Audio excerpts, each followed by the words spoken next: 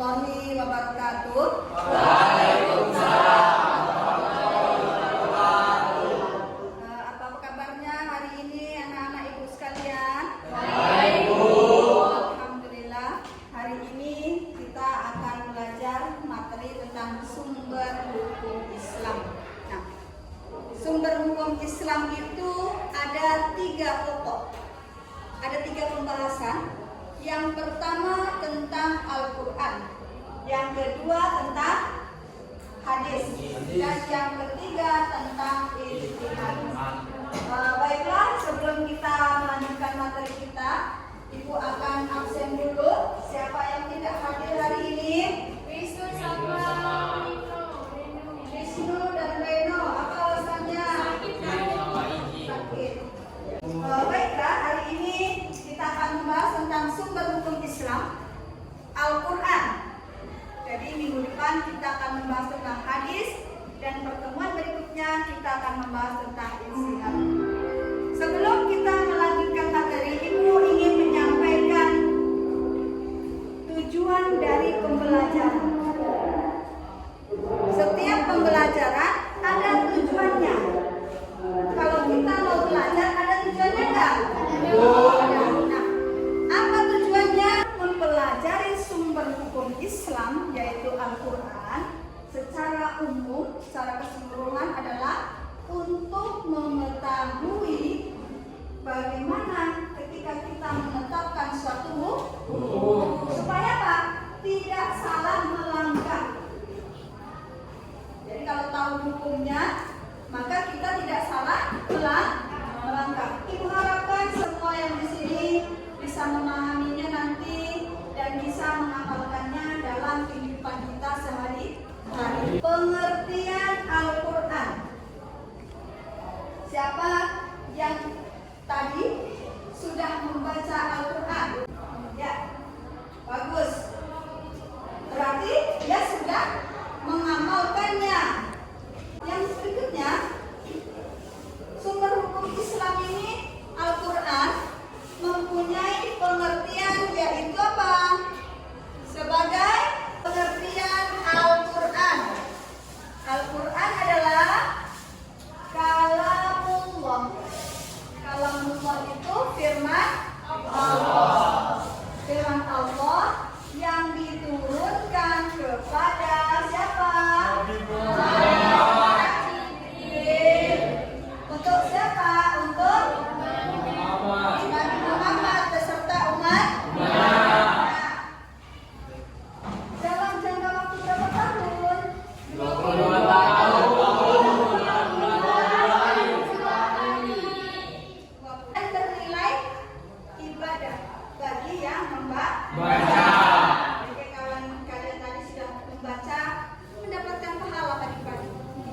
Sudah dapat nilai ibadah. Oke.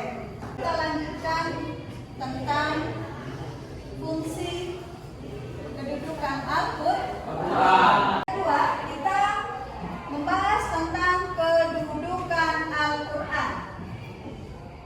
Al-Quran mempunyai kedudukan, yaitu sebagai sumber hukum yang pertama dalam menetapkan suatu hukum. Jadi Al-Quran itu sumbernya yang paling utama. Kalau kita mau menentukan suatu hukum, maka lihatlah Al-Quran. Apa di Al-Quran hukumnya?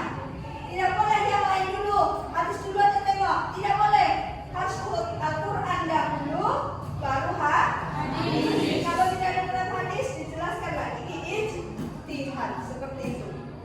Jadi kedudukan Al-Quran yaitu sebagai sumber hukum yang pertama.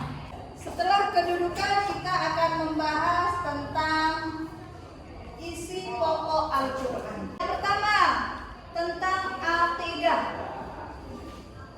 Akidah itu keyakinan, kepercayaan. Yang kedua, ibadah.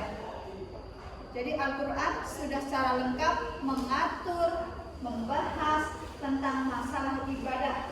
Yang berikutnya, akhlak. Al-Quran sudah memuatnya.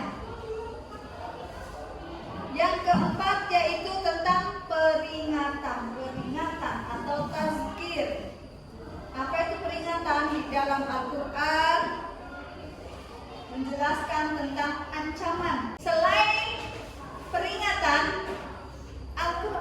juga menjelaskan tentang pahala.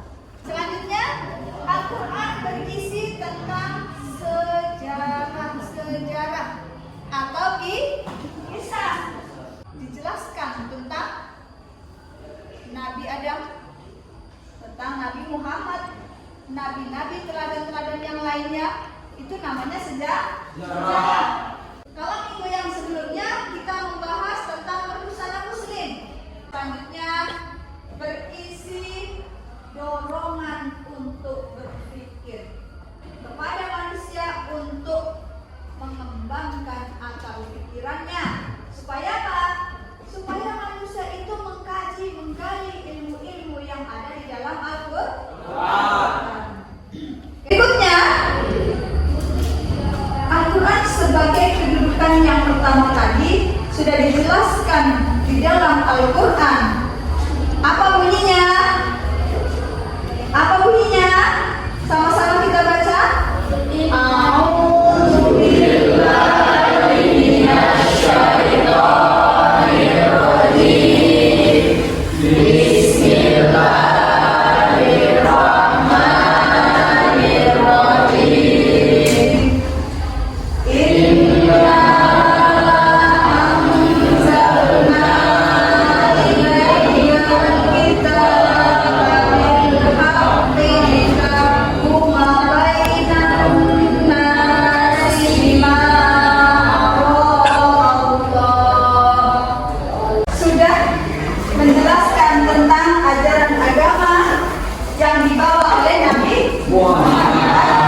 Untuk disampaikan kepada umat Islam. Ayat yang pertama kali diturunkan yaitu surat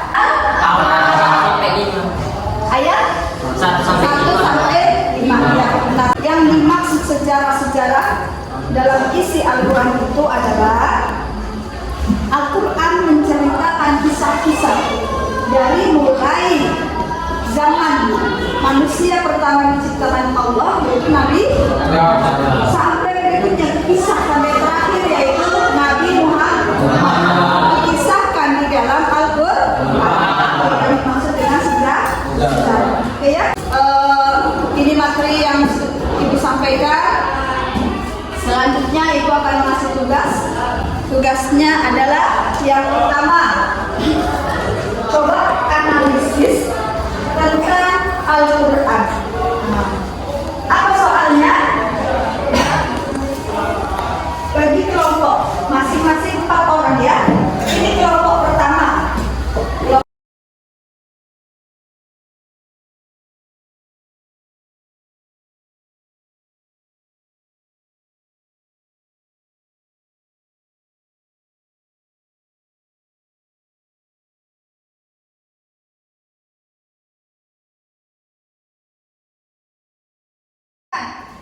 Apa pertanyaannya? Coba dengarkan dulu. Dengarkan baik-baik pertanyaannya. Sekarang ini banyak orang yang berpendidikan tinggi. Betul nggak?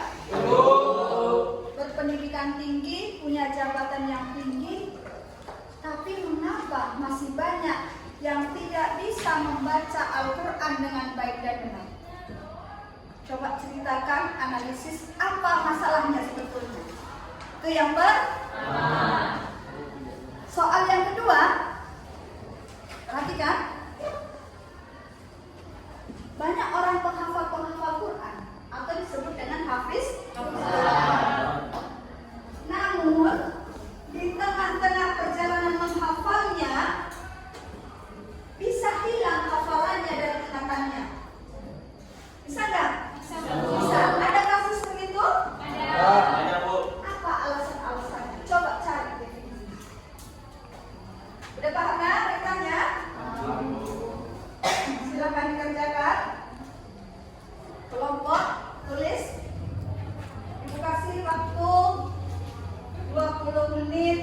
Silakan tugasnya digabung. Ya pada tugasnya? Silakan dikumpulkan ke depan. Ibu mau melihat apa aja isi-isi dari pendapat-pendapat kalian. Silakan dikumpulkan ke depan. Masuk ke depan. Perwakilan dari kelompok ya.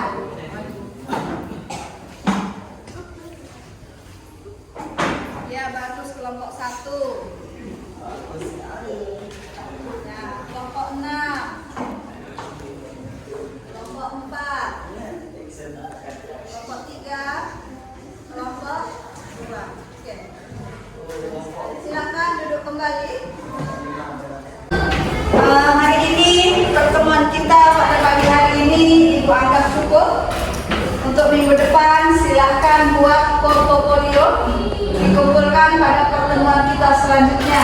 Ya, sanggup? Baiklah anak-anak, untuk pelajaran kita pada pagi hari ini, mari kita akhiri dengan membaca hamdalah bersama-sama.